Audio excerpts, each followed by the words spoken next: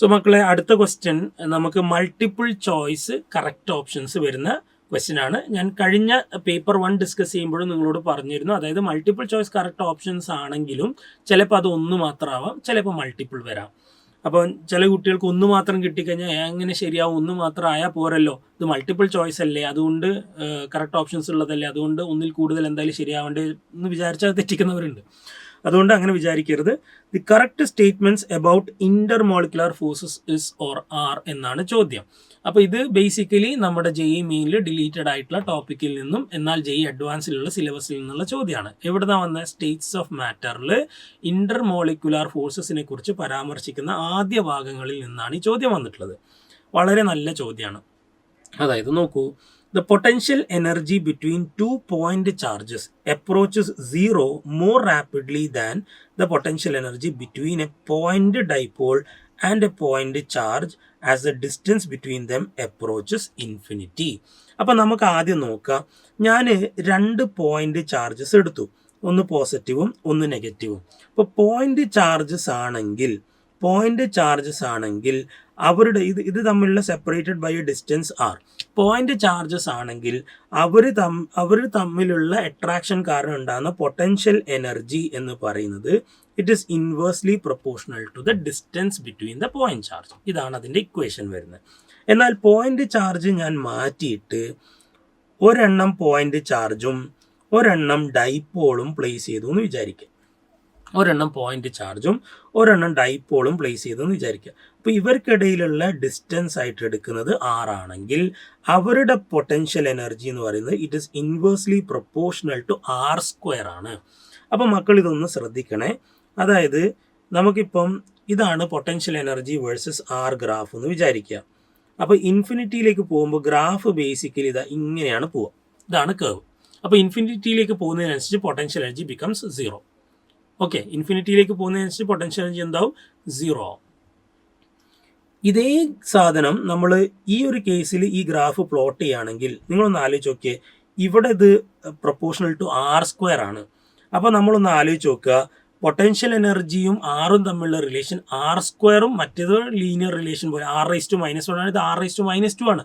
എന്ന് വെച്ചാൽ നിങ്ങൾ ആലോചിക്കേണ്ടത് ഡിസ്റ്റൻസ് കൂടുന്നതിനനുസരിച്ച് ഇവിടെ ഉണ്ടാകുന്ന പൊട്ടൻഷ്യൽ എനർജി വളരെ റാപ്പിഡായിട്ട് 0യിലേക്ക് എത്തും. ഓക്കെ, കാരണം അത് R² റിലേഷൻ ആയതുകൊണ്ട് വളരെ ഫാസ്റ്റായിട്ട്, അതായത് ഈ ഒരാളുടെ കേസിൽ പൊട്ടൻഷ്യൽ എനർജി 0 ആവുന്നതിനേക്കാൾ വേഗത്തിൽ ഈ ഒരാളുടെ കേസിൽ പൊട്ടൻഷ്യൽ എനർജി 0 ആവും. ഇതാണ് അതിൻ്റെ ലോജിക്ക്. അപ്പോൾ ഇവിടെ പറഞ്ഞത് എന്താ, നിങ്ങൾ നോക്കൂ, potential energy between 2 point charges approaches 0 rapidly. ഇവർ 0യിലേക്ക് എത്തും ഇവനേക്കാളും എന്നാ പറഞ്ഞത്. അത് ശരിയാണോ? നമുക്കറിയാതെ തെറ്റാണെന്ന്. സോ ഈ ഓപ്ഷൻ തെറ്റ്. റെഡി?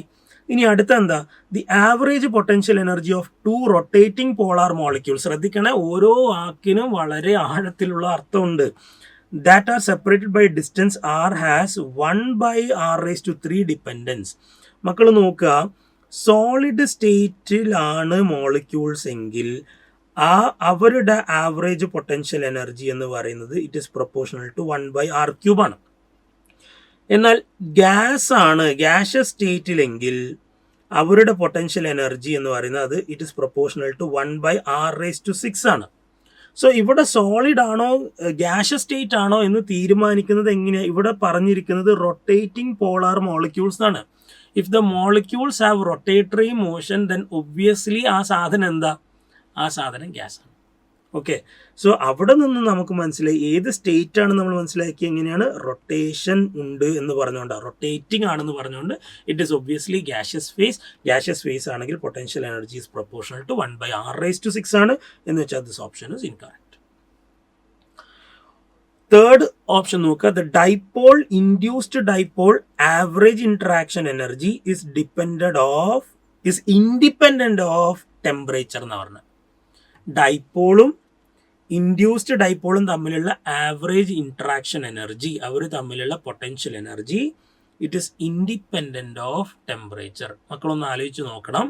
സാധാരണ കൈനറ്റിക് എനർജി ആണ് എന്തിനെ ഡിപ്പെൻഡ് ചെയ്യുന്നത്? ടെമ്പറേച്ചറിനെ ഡിപ്പെൻഡ് ചെയ്യുന്നത്. അഥവാ ടെമ്പറേച്ചർ എന്ന് പറഞ്ഞാൽ എന്താ? It is average kinetic energy. Temperature കൂടുമ്പോൾ കൈനറ്റിക് എനർജി കൂടുന്നൊക്കെ നമുക്കറിയാം. അപ്പോൾ അതിൻ്റെ ബേസിസിൽ ചില ആൾക്കാർ C ഓപ്ഷൻ എന്താണ് കറക്റ്റ് ആണെന്ന് പറയുന്നുണ്ട്. സോ നമ്മളിവിടെ ആലോചിക്കേണ്ടത് ഒരു തണുത്ത വസ്തു നമ്മൾ നോക്കുക, ഒരു കുറച്ച് ഇപ്പോൾ ഐസും വാട്ടറും നമുക്ക് എടുക്കാം. ഐസും ലിക്വിഡ് വാട്ടറും നമുക്ക് എടുക്കാം. ഐസിൻ്റെ ടെമ്പറേച്ചർ 0 ഡിഗ്രി സെൽഷ്യസ്, വാട്ടറിൻ്റെ ടെമ്പറേച്ചറോ ഒരു ഗ്രേറ്റർ ദാൻ 0 ഡിഗ്രി സെൽഷ്യസ് അല്ലേ. അപ്പോൾ അങ്ങനെ എടുക്കുകയാണെങ്കിൽ ഇതിൽ ടെമ്പറേച്ചർ കൂടുതൽ വാട്ടറിനാണ്.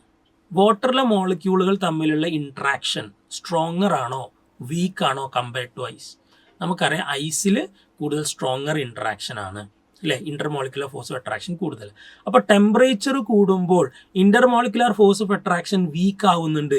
അങ്ങനെ വീക്ക് ആവുന്നുണ്ടെങ്കിൽ അവിടെ ഇൻട്രാക്റ്റീവ് എനർജി എന്താണ്, ടെമ്പറേച്ചറിനെ ഡിപ്പെൻഡ് ചെയ്യുന്നുണ്ടെന്ന് പറയണ്ടേ? ഒബ്വിയസ്ലി പറയണം. സോ ടെമ്പറേച്ചർ കൂടുമ്പോൾ അവിടെ ഡൈപോളോ ഇൻഡ്യൂസ് ഡൈപോളോ ഏത് ടൈപ്പിലുള്ള ഇൻട്രാക്ഷൻ ആണെങ്കിലും ടെമ്പറേച്ചർ കൂടുമ്പോൾ മോളിക്യൂൾസുകൾ തമ്മിലുള്ള ദൂരം അകലം കൂടുന്നു. അങ്ങനെയാണെങ്കിൽ അവർ തമ്മിലുള്ള ഇൻട്രാക്ഷൻ ബേസിക്കലി കുറയും. ഓക്കെ, ഇൻട്രാക്ഷൻ കുറയുമ്പോൾ അതിനനുസരിച്ച് എനർജിയിൽ വ്യത്യാസം ഉണ്ടാവും. സോ അങ്ങനെയാണെങ്കിൽ ഓപ്ഷൻ സിയും തെറ്റാണ്. ഇൻഡിപെൻഡൻ്റ് അല്ല, it is depended on temperature. ഇനി non polar molecules attract one another even though neither has a permanent dipole moment. അതായത് ഒരു നോൺ പോളാർ മോളിക്യൂൾ നിങ്ങൾ എടുത്താലും, അതായത് ചാർജ് സെപ്പറേഷൻ ഇല്ലാത്ത മോളിക്യൂൾ എടുത്താൽ അവർ തമ്മിൽ എന്തുണ്ട്, അട്രാക്ഷൻ ഉണ്ട്. അത് ശരിയാണോ എന്നുള്ളതാണ് ചോദിക്കുന്നത്. ഒബ്വിയസ്ലി ഉണ്ട്. കാരണം ഇവർ തമ്മിൽ അട്രാക്ഷൻ ഉണ്ടാവാനുള്ള കാരണം എന്താ, ഇൻസ്റ്റന്റേനിയസ് ഡൈപോളാണ്. ഇതൊക്കെ നമ്മൾ NCERT തന്നെയുള്ള പോയിന്റാണ്. ഇൻസ്റ്റന്റേനിയസ് ഡൈപോള് അല്ലെങ്കിൽ അതിന് നമ്മൾ പറയുന്ന പേരാണ് London forces, London interactive forces നമ്മൾ അതിന് പറയാം, ലണ്ടൻ ഫോഴ്സസ് എന്ന് പറയാറുണ്ട്. ഓക്കെ, അപ്പം രണ്ടും നോൺ പോളാർ ആണെങ്കിൽ, ഒന്ന് ഡൈപോളും ഒന്ന് നോൺ പോളാർ ആണെങ്കിൽ ഈ ഡൈപോൾ ഇവനിലേക്ക് ഡൈപോൾ ഇൻഡ്യൂസ് ചെയ്തിട്ട് അവർ ഈ ഡൈപോൾ ഇൻഡ്യൂസ്ഡ് ഡൈപോൾ ഇൻട്രാക്ഷൻ ഉണ്ടാക്കും. രണ്ടും ചാർജ്ഡ് ആണെങ്കിൽ അവർക്കിടയിൽ സ്ട്രോങ് അട്രാക്റ്റീവ് ഫോഴ്സ് ഉണ്ട്, ഇലക്ട്രോസ്റ്റാറ്റിക് ഫോഴ്സ് അട്രാക്ഷൻ ഉണ്ടാവും. എന്നാൽ രണ്ടിനും ചാർജ് ഇല്ല, ഡൈപോളും ഇല്ലാത്ത സാധനമാണെങ്കിൽ അവിടെ ഇൻഡ്യൂസ്ഡ് ഡൈപോൾ ഉണ്ടാവും. ഇൻഡ്യൂസ്ഡ് ഡൈപോൾ എന്നല്ല, ഇൻസ്റ്റന്റേനിയസ് ഡൈപോൾ ഉണ്ടാവും. ആ ഇൻസ്റ്റന്റേനിയസ് ഡൈപോൾ കാരണമാണ് അവർ അട്രാക്ട് ചെയ്യുന്നത്. So it is one of the one role force known as London force. അപ്പോൾ ഈ സ്റ്റേറ്റ്മെന്റ് കറക്റ്റ് ആണ്. Option D is the right answer.